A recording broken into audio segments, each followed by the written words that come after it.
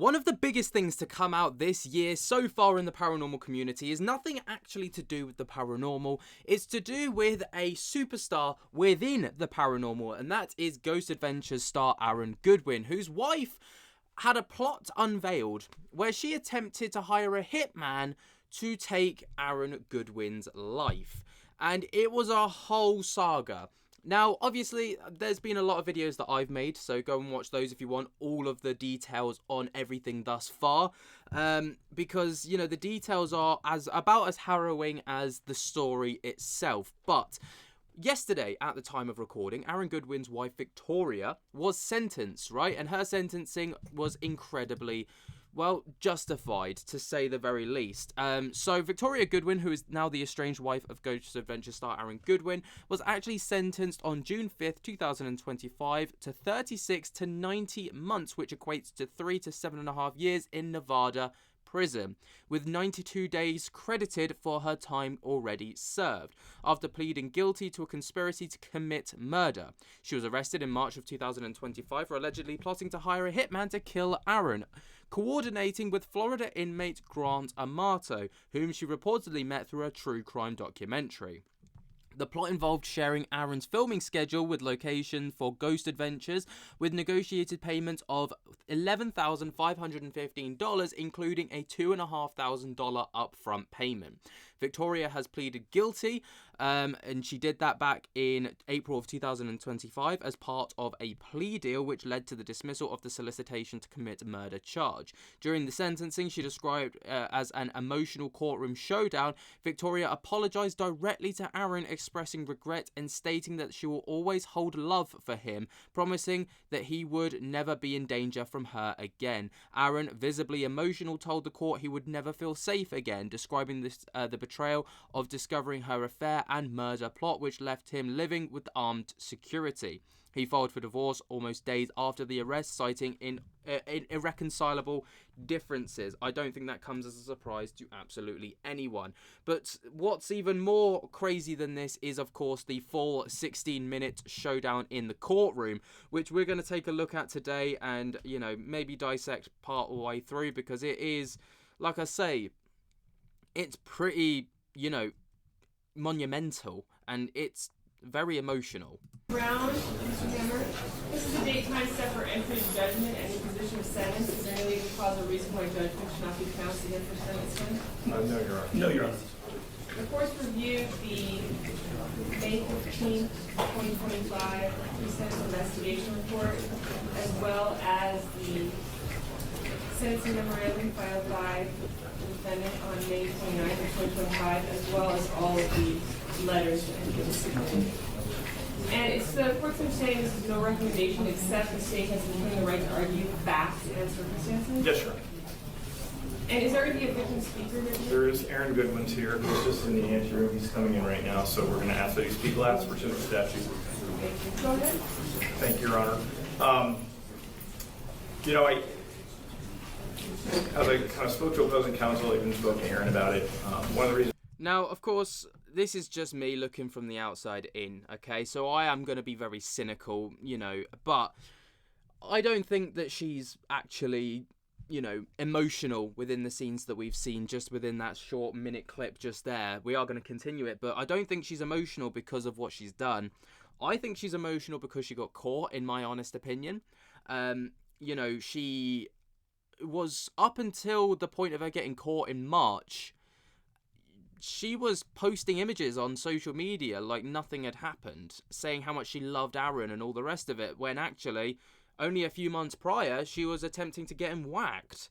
So, yeah. We're not making a recommendation as to sentencing is we kind of acknowledge that, look, this is someone who doesn't have a record, right? Who's never kind of done anything like this before. But the concern I've always had is when you look at the facts of the case, they are serious. This is not a situation where maybe an unhappy wife simply kind of made a fleeting text that said, oh, like, I can't stand my marriage, like, I wish he was just gone, or something along those lines. It was far more than that. The concerns that I have about the case are when Mr. Amato's phone is seized and they look into it, what you can see is on October 2nd of 2024, there is a text exchange between Ms. Goodwin and Mr. Amato, who is a convicted murderer out of Florida, where they are expressing their love for one another. She is acknowledging that her husband would never accept a divorce. She says things like, "I'm so anxious, I just can't believe this is happening, like, what the F? How did I get to this point? Am I a bad person?" And when Mr. Amato asks, "Well, why do you say that?" And she's like, "Because I'm choosing to end his existence, not divorce." Those are very serious comments. And you've got to think for Aaron as well, okay? This isn't just, his ex-wife, now ex-wife, or soon-to-be ex-wife, attempting to take his life. There's also an emotional affair that's taken place prior to this that he also has to come to terms with. So there's a lot more than just, him attempt. I mean, obviously, I don't mean that lightly. Like, it's not like, he was just attempted to be murdered. No, like, he's got the emotional affair side of it as well, that he has to, I guess, grieve his marriage, as well as, to a degree, the woman that he thought he knew. It's really fucked up. When you couple that with, on that same date, she is relaying information that Mr. Goodwin was in Barstow, staying at a Best Western, provided him pictures of what he looked like, the car that he was driving, and that there's discussions that Mr. Amato's buddy named Gordo is going to take care of the situation. The facts become more serious. And even from those text messages that talk about setting aside, $11,000 for Gordo, and ultimately this investigation reveals about $60,000 was sent from Ms. Goodwin over to Mr. Amato, or associates of Mr. Amato. And I know the sentencing memo kind of talks about, well, maybe some of that was blackmail, but when you have the following day, you have Amato on that phone texting Gordo being like, "Hey, is it done yet? Has it been done?" All of that's very serious. And the one thing I didn't see in that report was simply, at no point does Ms. Goodwin ever try to claw it back. At no point does she say something like, "You know what, I was just kidding, I don't really want to go through." Like, you don't ever see anything along those lines. And that really is ultimately the concern for the state about the seriousness of it. And so look, whatever you think is appropriate is certainly appropriate. I just think at the end of the day, we don't see these solicitations very often. Like, I handle murders. We don't really get solicitation cases that often. But there's a lot of there. That's a lot of detail, a lot of locations, and a lot of money that I think elevates this to a certain level of consideration. Lastly, I'm just going to say, look, I'm not going to speak for Aaron. I think Aaron is going to share with you how this has really impacted him, and I don't think I can do that justice, but I will submit it to the discretion of the court. I think as well, $60,000 is a lot of money to someone who is behind bars for a triple homicide. Bear in mind, he killed both his parents and his brother, right? And that's Grant Amato, who is in the Florida prison. It's absolutely diabolical that much money has been sent. And, again, like he just said there was no attempt to backtrack. She was fully committed to this idea, which again makes me believe that I don't think that she's truly sorry that she, that it happened. I think she's just sorry that she got caught. That's just my opinion, though. Your Honor, and I'd just like to comment briefly on the facts. I know he wrote a longer sentencing memo, and I appreciate your patience because I know you read it. With regards to the facts, there is, to me, a clear line where Ms. Goodwin had abandoned the conspiracy. We may disagree, and I don't know if we do with the state, whereas who initiated the idea of, the murder.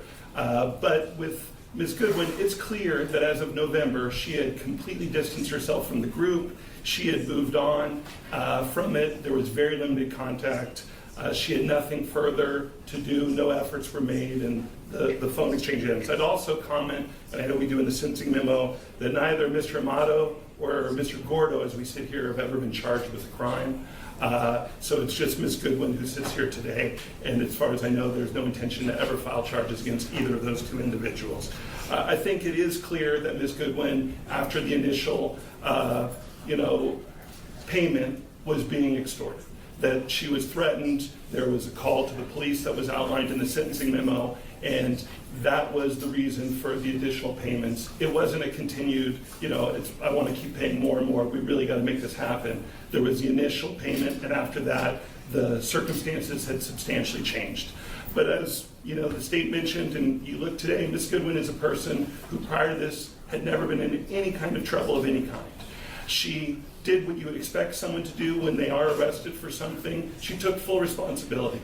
As I think we're 92 days from the day she was arrested to the day we're before Your Honor, which on a case like that, I would submit is very fast, and that's because Ms. Goodwin said, I don't want to make this any tougher for Mr. Goodwin. I want to take responsibility. I know what I did was wrong. Again, as we sit here, you can see the back row. That's Ms. Goodwin's family, some friends as well. She's got tremendous family support. They love her. They would have gladly, this was not an unreasonable bail that could never be posted. She recognized that there should be some punishment element to this as well. So did she take full accountability straight from the get-go, though? Because let's kind of wind the clocks back. When this first came out in March and she was first arrested and questioned about it, she claimed that the money wasn't being sent for a solicitation to murder.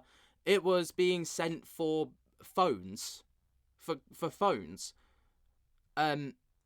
Which, to me, doesn't scream that you're taking accountability. That screams that you're looking for an excuse for getting out of it. Now, yes, obviously now, she's probably been told by her lawyers, there is no way out of this. You're just going to have to go for a plea deal, which would mean that you're going to get the least sentencing because you're going to, work with the courts, not against them, and draw this out, which means you'll get a quicker sentencing, which means that you'll probably get a lesser sentence as well. Should that be the case? No. At the same time, though, that's insane. I don't think, in my opinion, bear in mind I'm not a lawyer, and I'm not, someone to be taking legal advice from, but I don't think that she actually took full accountability from the jump.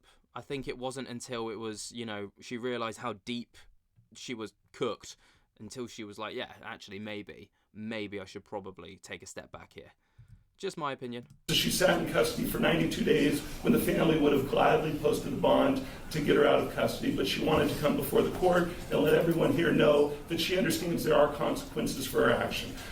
We would submit that she's an excellent candidate for probation. Many of those reasons are outlined in the sentencing memo. She's not going to reoffend. She's never been in trouble before. She's going to move. She has no need to have further contact with Mr. Goodwin. They don't have children in common. She's going to move. If she is given the opportunity of probation, she would immediately try to transfer out of state, live with her family, continue with her education. We talked in the sentencing memo about her physical health. She has very serious health issues. She's not going to be able to get the proper treatment while she is in custody. It's very painful. She lives her whole life in pain. She has one of the most painful illnesses you can have. If Your Honor felt that she did need a little bit more, we don't think 92 days has gotten her attention. She's never going to be in front of Your Honor for any kind of violation. She's never going to have any further problems. We, of course, would understand there would be stringent conditions. She has no contact with Mr. Goodman, and she has no need to ever have contact with them. We would just ask the court to give her one opportunity at probation for someone who's lived the life that she's lived, has one terrible mistake, but that's the only mistake she's made, and that she immediately tried to take full responsibility for it. Before she was arrested, she had clearly abandoned any efforts to be part of that conspiracy, and we think she's worthy of probation, and I'd like to have her say a few words as well. This will be interesting.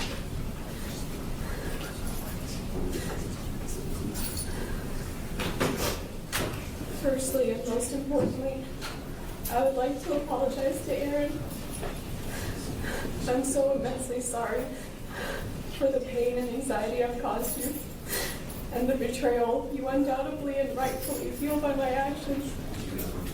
I need you to know that I will always hold love for you. I genuinely pray you find your joy and peace again, and I will bow out of your life forever to hopefully ease that process. I'm sorry I broke us, and I am consumed with regret every day. My absolute promise to you is that you will never see or hear from me. I intend to leave the state of Nevada, and you and anyone else will never be in danger of me ever again. Secondly, I'd like to apologize to my parents.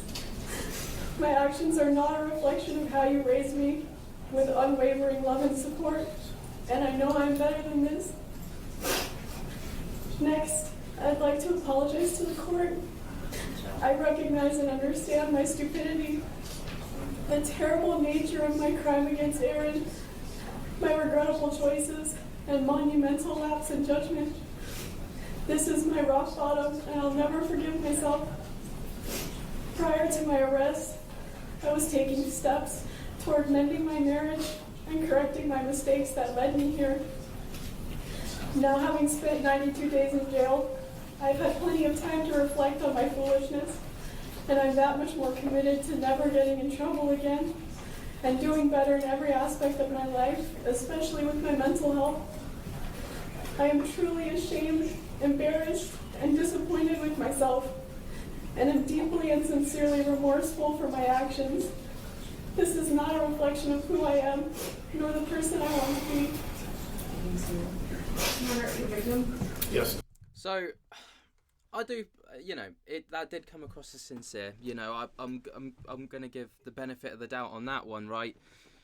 Yeah, it's a tough one because it's like, obviously there is going to be some regret. I still stand by the fact that I think she's more apologetic that she got caught than she, because, she had ample opportunity, in my opinion, to come forward about it, even just to Aaron, but at the same time, what I don't understand is why. What was the motive to do this? Do you know what I mean? Like,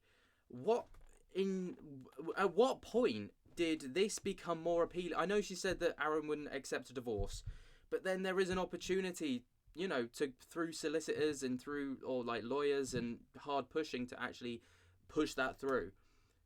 And with the amount of effort that she put into hiring a hitman to take out her husband, if that had been refocused into like trying to civilly end the marriage lawfully, the outcome could have been so much better, and she wouldn't be going to jail for up to 90 months, 7.5 years. It makes you wonder what kind of, that's a serious thing to jump to. Do you know what I mean? Like, and that's something that no one's really, that's not an answer that anyone's got thus far, is why? Why did she do it? Why was that far more appealing than trying to push for a divorce instead? Begs the question. State will call Aaron Goodwin.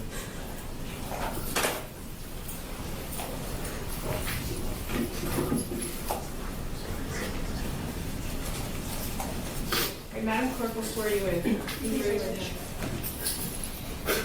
You do solemnly swear or affirm, under the pains and penalties of perjury, the testimony you're about to give in this action will be the truth, the whole truth, and nothing but the truth, so help you God? Yeah. Can you please state and spell your first and last name for the record? Aaron Goodwin, AARON, Thank you, sir. Thank you, Mr. Goodwin. Go for it, man. Go for it.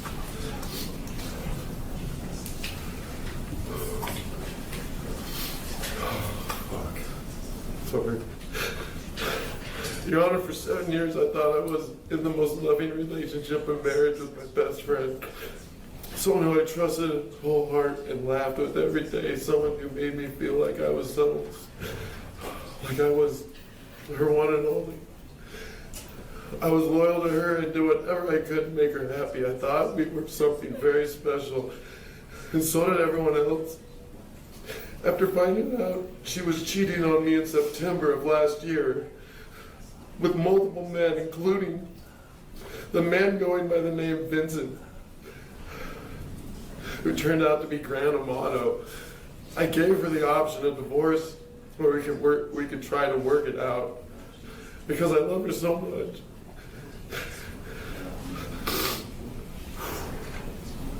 She felt so bad, and I didn't want to lose me. Every day she made me feel more special, and she was so sorry.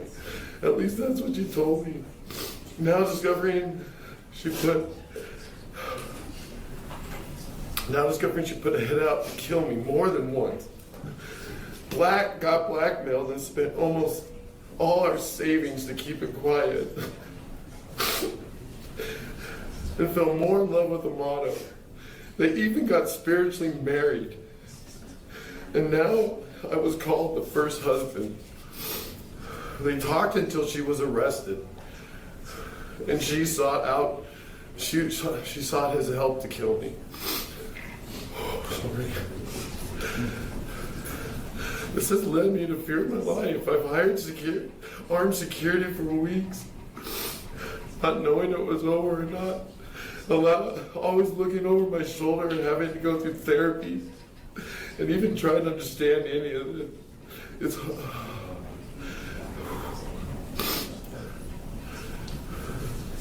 like a heartbreak no one should go through in life. I can't trust anything anymore. I cry every day. I feel so alone. She grew me into a person I never was. I will always wonder why. But worst of all, she lied to me every day. I didn't know about any of the murder plot, the hitman, or the blackmail until the detectives told me after she was arrested. Now behind bars, she's trying to manipulate through lawyers and trying to silence me and not come here today. So I wouldn't be standing here. So, in honor, Your Honor, this person over here, I don't know at all. Not one bit. The fact that this person did all this to me with no worry, no care, or love in her heart for me. I will never feel the same. I will never feel safe or be the same because of what she did. Especially when she gets out one day.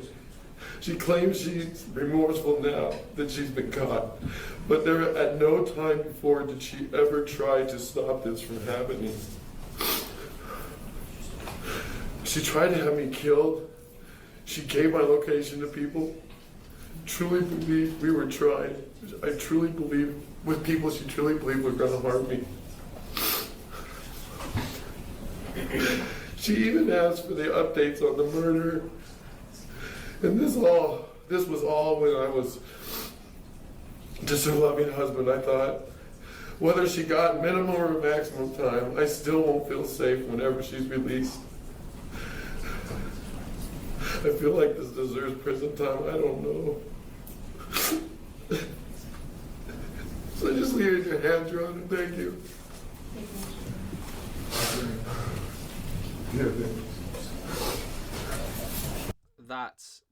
That's really fucking hard hitting.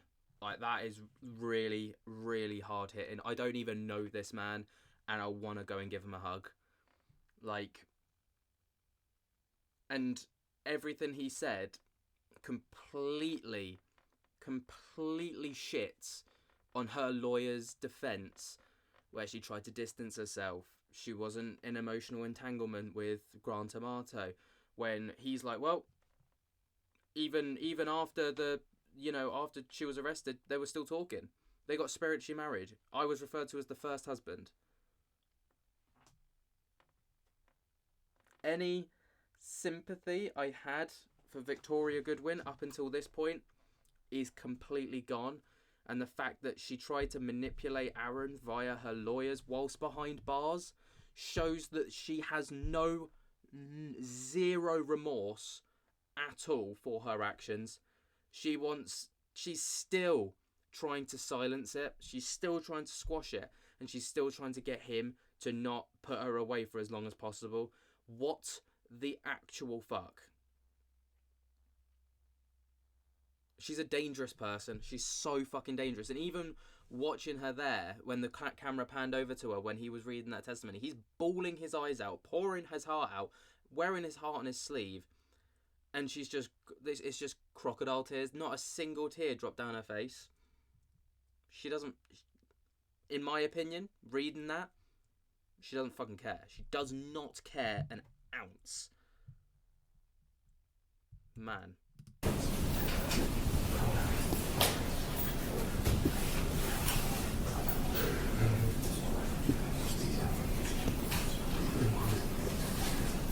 By virtue of your plea of guilty on April 22nd of 2025, in accordance with the laws of the state of Nevada, you're hereby judged guilty of the offense conspiracy to commit murder, category Bravo felony. In addition to the $25 administrative assessment fee, $150 DNA testing fee to include testing for genetic markers, and $3 administrative assessment fee, the court does now sentence you to a minimum term of 36 months and a maximum term of 90 months in the Nevada Department of Corrections. What is the credit for time served? 92 days, Your Honor. 92 days credit for time served. Thank you. And all the named counsel. Have a great day.